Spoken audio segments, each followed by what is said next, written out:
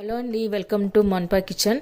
ఇవాళ నేను చేయబోయే రెసిపీ మ్యాంగో పికిల్ చేస్తుంది. ఎంతో సింపుల్గా ఈజీగా చాలా టేస్టీగా ఉండే మ్యాంగో పికిల్ చేద్దాము. ఇప్పుడు నేను ఇక్కడ ఈ సైజు ఉండే మామిడికాయలు ఒక 4 తీసుకున్నానండి. అంతా ఏమాత్రం తడి లేకుండా క్లీన్ చేసి పెట్టుకున్నాను, తురిమి పెట్టుకున్నాను. ఓకే అండి, ఇక్కడ స్టవ్ ఆన్ చేసుకుని కడాయి పెట్టిన అందులో 2 టేబుల్ స్పూన్ దాకా జీలకర్ర వేసుకుందాము. ఆ తర్వాత 1 టీ స్పూన్ దాకా ఆవాలు వేసుకుందాము. ఆ తర్వాత కొద్దిగా 1/2 టీ స్పూన్ దాకా మెంతులు వేసుకుందాము. వీటిని దూరగా వేయించుకోవాలి.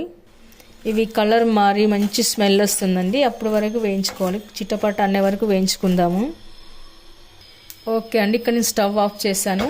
ఇది చల్లారిన తర్వాత మనం మిక్సీకి వేసి పొడి చేసి పెట్టుకుందాము.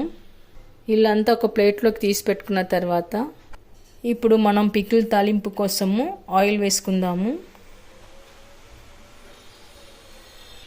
పికిల్కి సరిపడేంత ఆయిల్ వేసుకోవాలండి, కొంచెం ఎక్కువ ఉంటేనే బాగుంటుంది. ఇప్పుడు ఆయిల్ హీట్ అయిన తర్వాత మనం జీలకర్ర, ఆవాలు, జీలకర్ర, మినపగుళ్ళు వేసుకుందాము. అలాగే కొద్దిగా కరివేపాకు కూడా వేసుకుందాము. ఇప్పుడు కొద్దిగా పసుపు కూడా వేసుకుందాము. మొత్తం ఇలా పొడి చేసి పెట్టుకోవాలన్నమాట.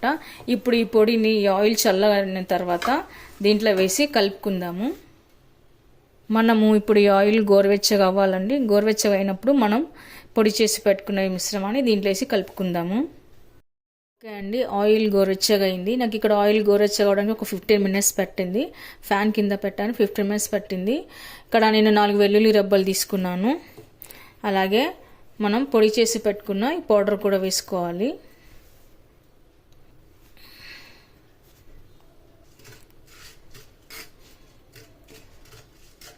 అలాగే ఇప్పుడు నేను 1 కప్పు దాకా రెడ్ చిల్లీ పౌడర్ తీసుకున్నాను అండి.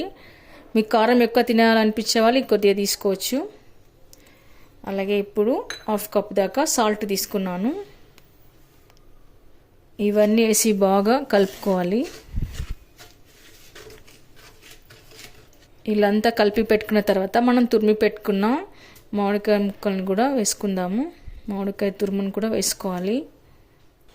తర్వాత అంతా కలిపి పెట్టుకోవాలి.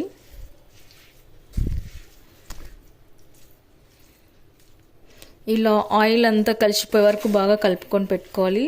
ఈ సీజన్లో వచ్చి మామిడికాయలను తీసుకొని ఇలా చేసి పెట్టుకుంటే కనుక మనకు 1 మంత్ దాకా ఉంటుందండి. ఫ్రిడ్జ్లో స్టోర్ చేసి పెట్టుకుంటే గాజు సీసాలో పెట్టుకుంటే 1 మంత్ దాకా ఉంటుంది. చాలా టేస్ట్గా బాగుంటుందండి ఇది. ఓకే అండి, ఎంతో టేస్టీగా ఉండే మామిడికాయ పికిల్ రెడీ అయిపోయింది.